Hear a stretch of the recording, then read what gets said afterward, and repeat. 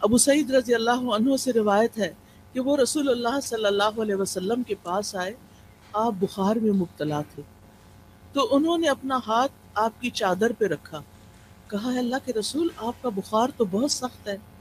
آپ نے فرمایا بے شک ہمارا حال اسی طرح ہوتا ہے، ہم پر آزمائش زیادہ سخت ہوتی ہے اور ہمارا اجر بھی زیادہ ہوتا ہے، یعنی جس کی آزمائش بڑی اس کا اجر بھی بڑا، جس کی تکلیف زیادہ اس کا ثواب بھی زیادہ۔ پھر انہوں نے پوچھا اے اللہ کے رسول لوگوں میں آزمائش کے لحاظ سے سخت کون ہوتا ہے؟ آپ نے فرمایا انبیاء۔ کہا پھر کون؟ آپ نے فرمایا علماء۔ کہا پھر کون؟ فرمایا نیک لوگ۔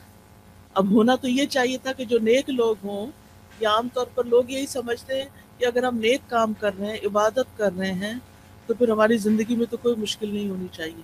نہیں، مشکلیں ہوتی ہیں ان کی زندگی میں، لیکن وہ برداشت کر کے خوشحال ہوتے ہیں، وہ دل سے خوش راضی رہتے ہیں، اور وہ سمجھتے ہیں کہ ہر لمحہ ہمارا اجر بڑھتا چلا جا رہا ہے، لہٰذا یہ چیز ان کو اطمینان دیتی ہے، اور وہ اس پریشانی پہ پریشان نہیں رہتے ہر وقت، بلکہ اللہ سبحانہ تعالیٰ کی طرف رجوع کرتے ہیں۔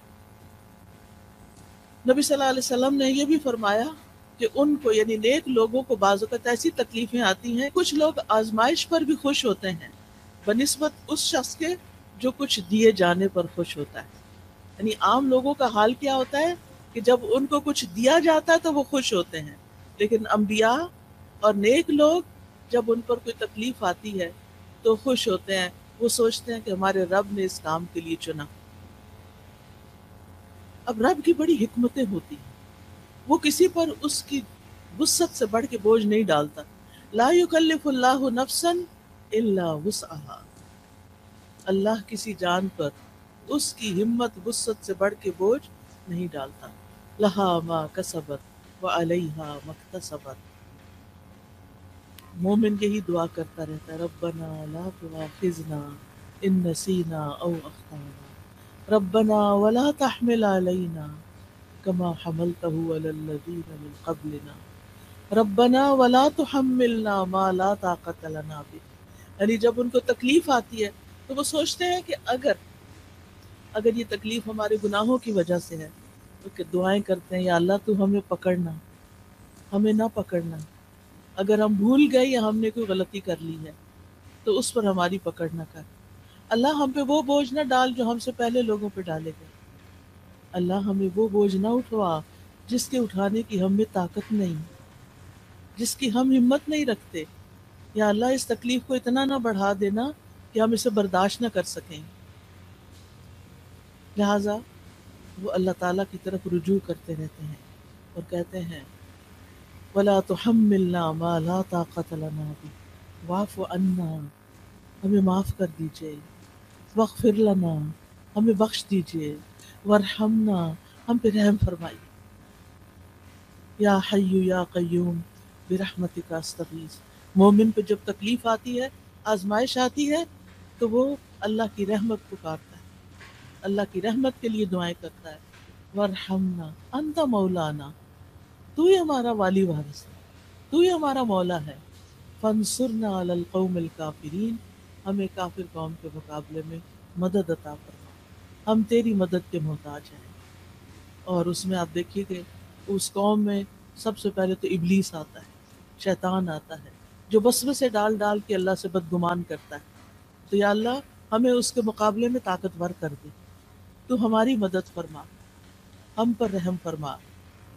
پھر اسی طرح ہم دیکھتے ہیں کہ نبی صلی اللہ علیہ وسلم ہر طرح کی تکلیفوں سے آزمائے گئے، یتیم پیدا ہوئے، ماں بھی فوت ہو گئی چھوٹی عمر میں، پھر دادا فوت ہو گئے، پھر چچا مددگار تھے عین مصیبت کے سال وہ بھی فوت ہو گئے، بیوی بڑی غمگسار تھی حضرت خدیجہ، وہ بھی فوت ہو گئی، پھر وطن سے پیار ہوتا ہے، حالات اتنے تنگ ہو گئے، آزمائشیں اتنی بڑی، 3 سال تو ایک گھاٹی میں گزارنے پڑے جہاں کچھ کھانے پینے کو نہیں تھا، اور پھر بالآخر مکہ چھوڑنا پڑا، چھوڑتے ہوئے کہا ہے مکہ تو مجھے سب سے پیارا ہے، اگر تیرے رہنے والے مجھے یہاں سے نہ نکالتے میں کبھی نہ جاتا یہاں سے۔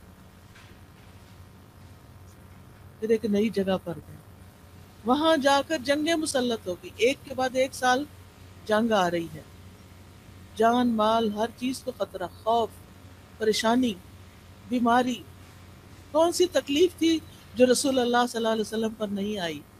پھر آپ کے بیٹے بھی فوت ہو گئے، پھر حضرت ابراہیم جو چھوٹے تھے وہ پیدا ہوئے ماریہ قبطیہ سے، اور ان کی وفات پر آپ رو دیے، آپ کی آنکھوں سے آنسو گر رہے تھے۔